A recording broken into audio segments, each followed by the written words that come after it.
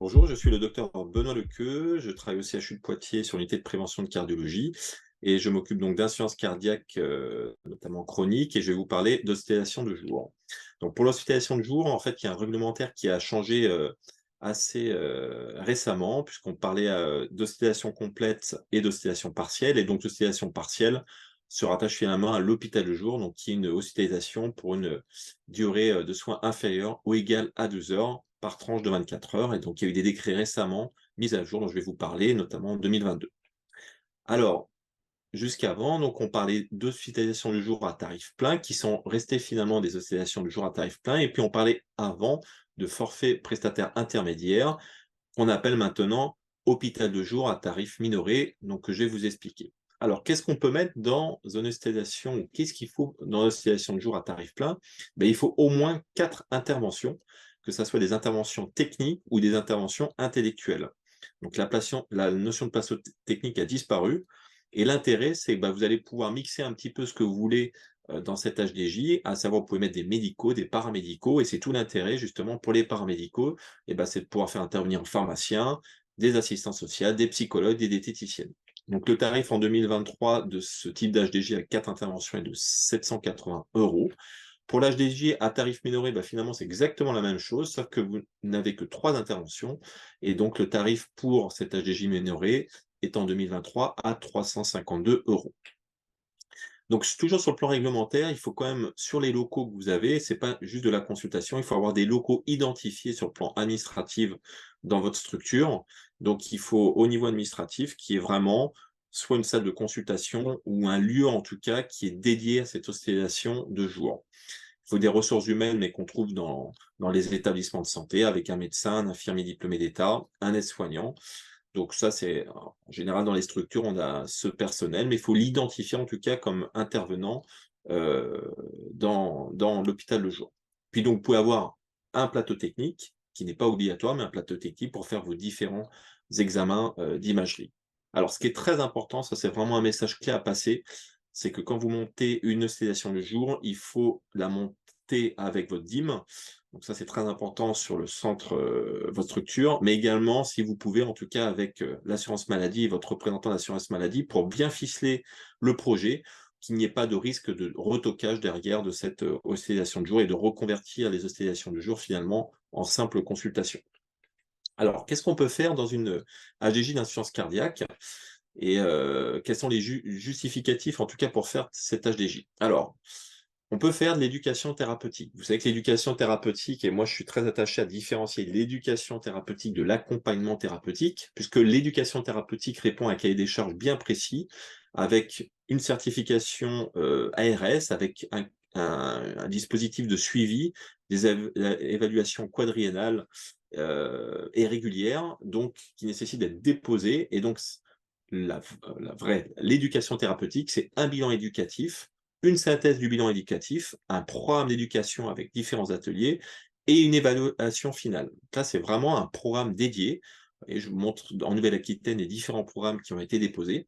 Et quand vous faites une séance d'éducation thérapeutique dans le cadre d'un programme d'éducation thérapeutique, vous avez un codage particulier qui est ZZR 227 en l'occurrence, et donc qui identifie bien une séance dans un programme d'éducation thérapeutique.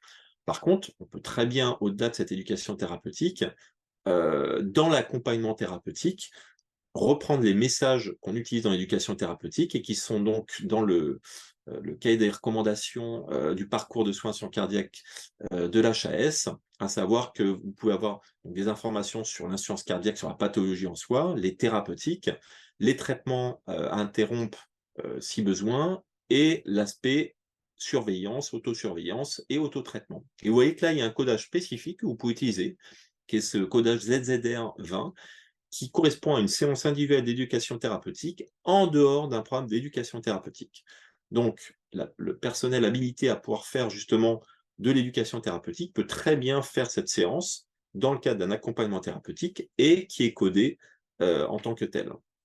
Alors, l'importance de l'éducation thérapeutique, vous l'avez dans les recommandations européennes. Vous voyez que ça diminue les hospitalisations, ça diminue la mortalité. Là, vous voyez la slide à droite. Donc, c'est vraiment une perte de chance pour le patient de ne pas passer sur ces programmes. Donc, au même titre que certains traitements, il faut proposer à votre patient cet outil, en tout cas, d'aide dans la prise en charge de la pathologie. Après, vous avez le versant traitement. On a parlé d'éducation thérapeutique. Vous savez qu'il y a beaucoup de traitements maintenant dans la science cardiaque qu'on doit mettre en place et avec des niveaux de preuve qui sont tout en haut à droite en niveau 1A, qui était également le niveau de preuve dans l'éducation thérapeutique pour montrer que, encore une fois, l'éducation thérapeutique n'est pas la dernière roue du carrosse, il faut vraiment la proposer aux patients. Et vous voyez que tout en bas, en fait, on dit qu'il faut titrer les traitements, certes, mais surtout, il faut revoir le patient rapidement derrière. Parce que quand on met en route tous ces traitements, il faut avoir la capacité de revoir le patient derrière pour gérer les effets indésirables et optimiser le patient. On dit aussi titrer le patient. Et là, vous avez une étude très récente qui a été reprise dans les recommandations, l'étude Strong HF, vous voyez sur le versant qui est tout en haut, et ben on a intensifié la prise en charge du patient, mais intensifier, ça veut dire optimiser le patient, mais surtout, regardez bien ce qui se passe, c'est on revoit le patient, et on revoit le patient à 1 semaine, à 2 semaines, à 3 semaines et à 6 semaines. Donc ça veut dire qu'on ne perd pas dans la nature. Et en faisant ça, on va diminuer de façon significative le risque de réhospitalisation. Cette étude est parue en 2023 et a fait l'objet cet été d'une mise à jour des recommandations. Et vous voyez que donc finalement c'est l'étude Strong HF qui montre qu'il faut absolument revoir le patient rapidement pour optimiser le traitement.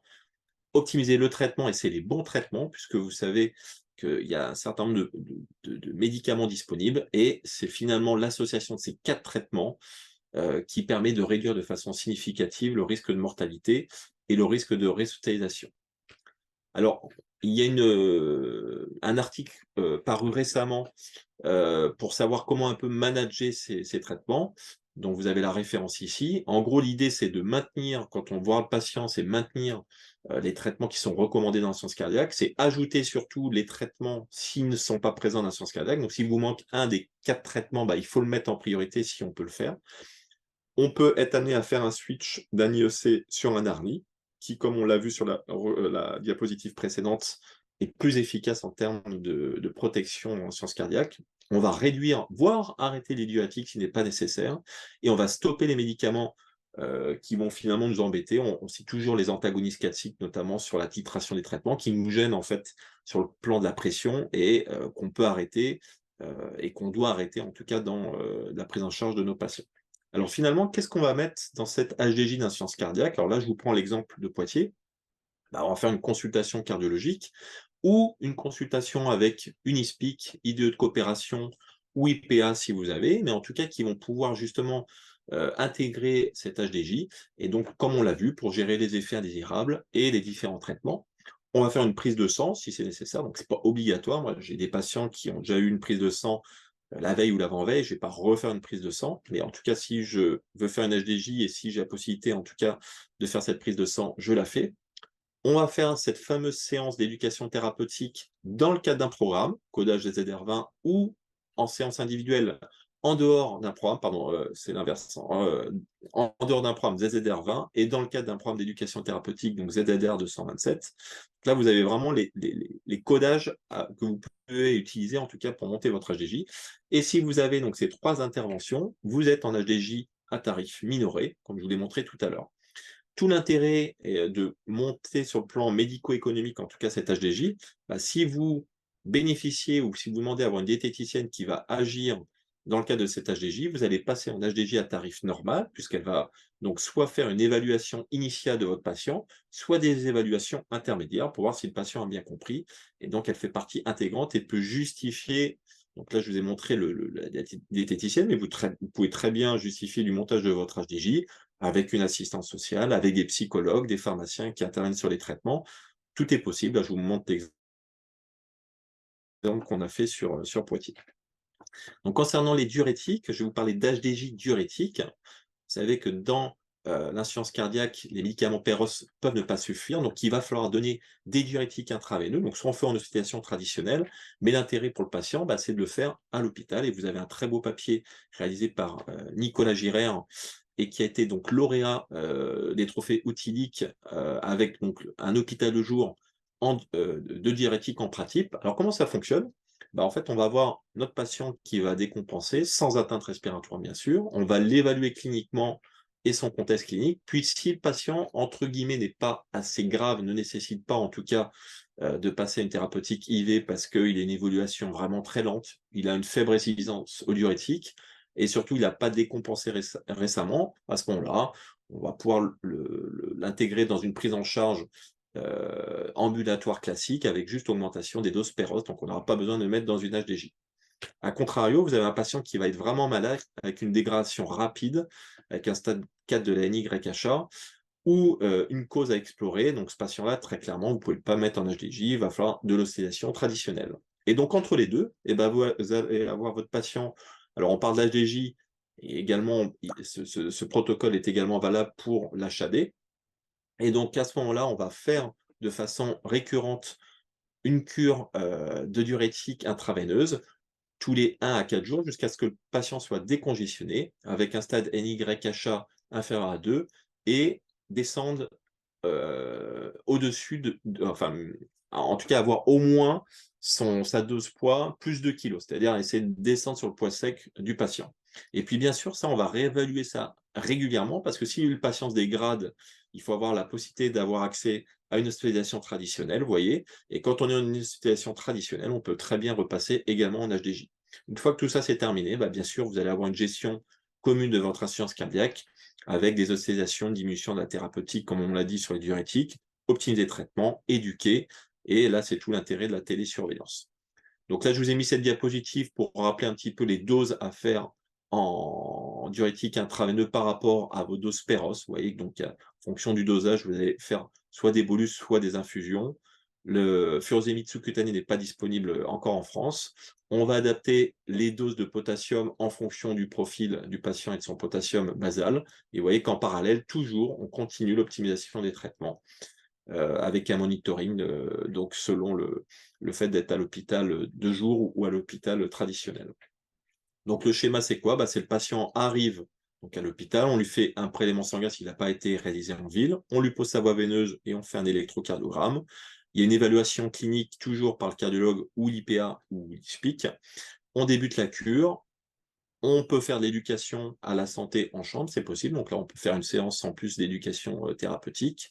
On finit la cure avec là, dans le cadre du schéma retenu de l'HDJ de Nicolas Girard, une réalisation d'un bilan par une IPA, une réévaluation clinique par le cardiologue, et donc on fait ce cycle-là à chaque hospitalisation de jour.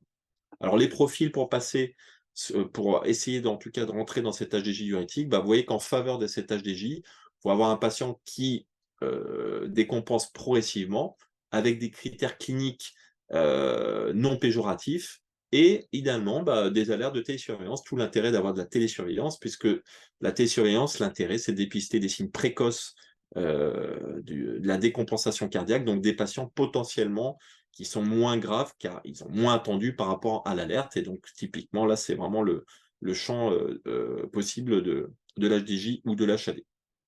Donc le profil des patients amyloïdes, et notamment les patients amyloïdes ATTR, répondent bien à ces aggravations progressives. Donc c'est un champ particulier. Le patient fragile, alors c'est vrai que le patient fragile, on évite en tout cas de l'hospitaliser en soins traditionnels avec tout le risque d'infection nosocomiale. Et donc le patient fragile se prête particulièrement bien à l'HDJ et également à l'HAD.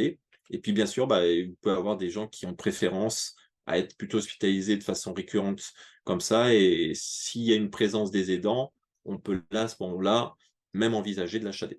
Et puis contre, bah là c'est l'inverse, c'est-à-dire que c'est un premier épisode de décongestion, c'est pas en gros on met les pieds. Il y a un déclencheur critique qu'il va falloir manager, donc ça vous pouvez pas le faire en hospitalisation de jour. Il y a un patient qui est en grave défaillance cardiaque avec un anasarque, où là il va falloir avoir beaucoup plus de thérapeutique potentiellement, donc ça peut pas se faire en HDJ. Si votre patient à des très fortes doses de diurétiques oraux avec notamment un certain nombre de résistances, il est possible qu'il ait besoin de diurétiques de façon plus prolongée, et là, donc prolongée égale plus de jours, et donc là, ça se prête particulièrement moins bien, en tout cas l'HDJ, qui est donc avec des facteurs de gravité, comorbidité, qui laissent penser que le patient va moins bien répondre aux diurétiques intraveineux sur une journée, avec donc, vous voyez, une insuffisance rénale sévère, une hystanémie, une dyskalémie.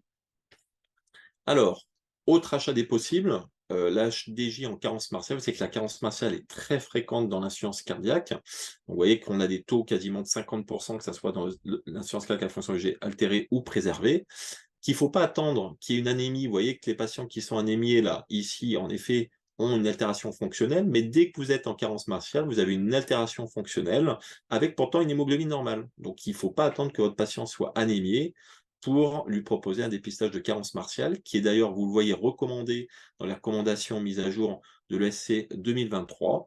Donc avec une étude que je n'ai pas citée là, mais qui montre que potentiellement les taux retenus de ferritine et de CST pourraient être amenés à changer, mais en tout cas pour l'instant, ceux retenus sont simples. C'est une ferritine en dessous de 100 ou une ferritine entre 100 et 300 avec un CST inférieur à 20%. Et ben donc, on peut faire cet HDJ puisque l'administration d'une molécule issue de la réserve hospitalière révèle désormais clairement d'une facturation à tarif plein. Donc là, actuellement, on peut tarifer un tarif plein pour l'injection de fer injectable. Et cette première injection obéit, donc bien sûr, on respecte les recommandations. Et donc, si on doit injecter, vous savez que votre patient doit avoir une injection de plusieurs dosages potentiellement. Il peut être amené à revenir pour une deuxième injection. Et à ce moment-là, vous pouvez utiliser donc, le deuxième trophée outil qui est la possibilité de faire des soins injectables à domicile en HAD. Et donc, vous trouverez toutes les PDF sur le site du groupe d'insuffisance cardiaque. Vous pouvez également faire de la rééducation cardiaque. Donc moi, j'en ai moins l'expérience parce qu'on a la chance d'avoir un centre de rééducation cardiaque sur Poitiers, mais il est tout à fait possible de proposer des séances en hospitalisation de jour. Et vous voyez très bien l'impact sur la qualité de vie de votre patient de façon significative et également en termes de mortalité et d'hospitalisation. Puis après, j'en ai moins l'expérience puisqu'on n'a pas ces systèmes-là, mais vous pouvez très bien aussi faire d'HDJ pour d'autres suivis, que ce soit l'assistance ventriculaire ou des patients très graves qui peuvent nécessiter des cures de lévociment. Donc en conclusion, l'HDJ, c'est, vous l'avez vu, une approche multidisciplinaire pour une prise en charge vraiment optimale de votre patient et rapide, comme on l'a vu. Il ne faut pas le laisser dans la nature, mais par ce système, on peut le manager de façon multi-professionnelle, avec des médicaux et des paramédicaux. Les champs d'action, comme je vous l'ai montré, sont assez larges finalement. Et donc, du moment que vous rentrez dans les critères avec ces 4 ou 3 interventions, et attention à l'aspect réglementaire pour éviter une reconversion en consultation, puisque là, il faut vraiment travailler en amont. Voilà, si vous avez toutes questions, vous pouvez me joindre sur mon mail benoît.lecoeur@chu-poitiers.fr. Je vous remercie. Merci beaucoup Benoît pour cet exposé très très clair et puis de partager ainsi tout ce que tu as fait de façon à permettre à d'autres de se lancer dans l'HDJ et nous donner toutes les petites astuces et en plus de mettre ton mail pour qu'on puisse te contacter pour évidemment tous les petits soucis du quotidien qu'on peut avoir et en plus évidemment il y a le lien avec Outilic où on peut vraiment encore trouver d'autres astuces. Alors j'avais une petite question à te poser, c'est le lien en fait avec l'infirmier. Comment toi tu travailles avec ton infirmier ISPIC IPC dans ce domaine de l'HDJ?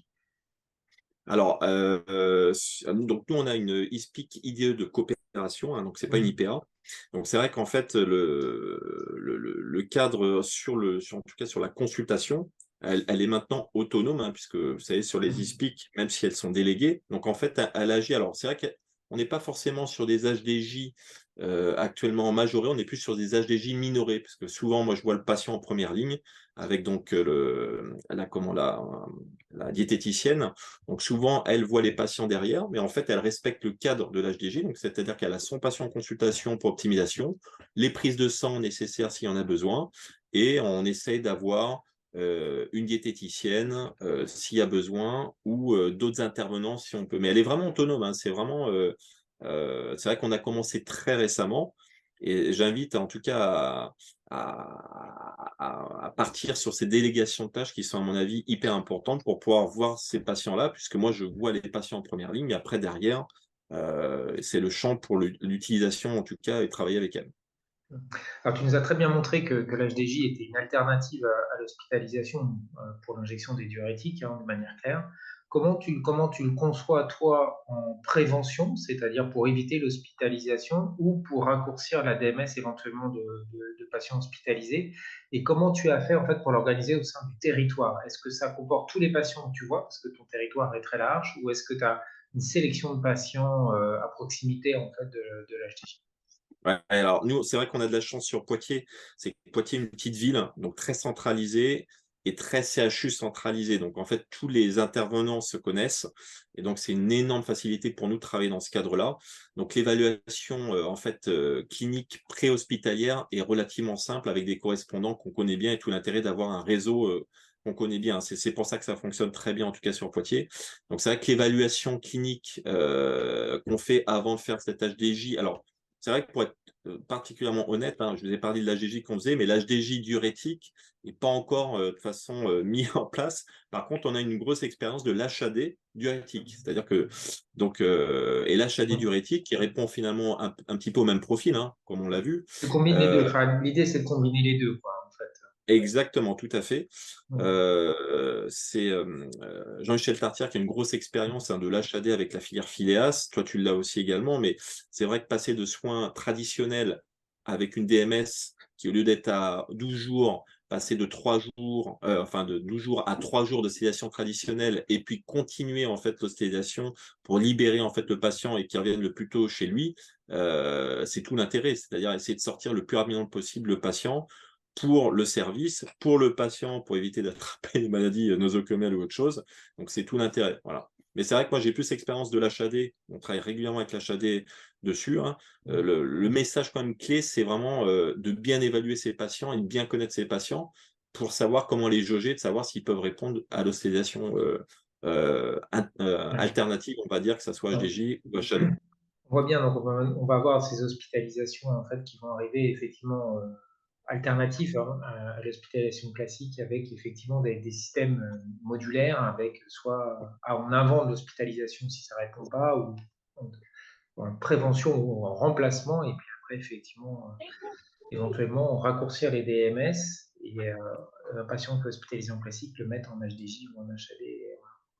Donc, on est vraiment dans un bouleversement complet de la prise en charge et on voit effectivement l'importance de travailler de manière multidisciplinaire avec les infirmiers pour maintenir la qualité du soin. Donc, je voulais vraiment te remercier de ce topo qui est extrêmement clair, extrêmement pratique et qui va aider, je pense, beaucoup de collègues à réfléchir à comment dépasser l'hospitalisation classique pour créer ces HDJ qui répondent effectivement à des enjeux thérapeutiques en fait. Et on a Ah enfin ouais. l'HDJ thérapeutique. On sera Merci obligé de beaucoup, toute Benoît. façon, hein, on a plus de monde, on a moins de lits traditionnels, donc il va falloir proposer ces parcours de soins. C'est alternatif, hein, c'est pas dégradé, c'est vraiment une autre façon de travailler en effet. Ok. Bah, merci beaucoup. Merci à toi. À très Merci bientôt. Thibaut, à Merci. bientôt. Au revoir.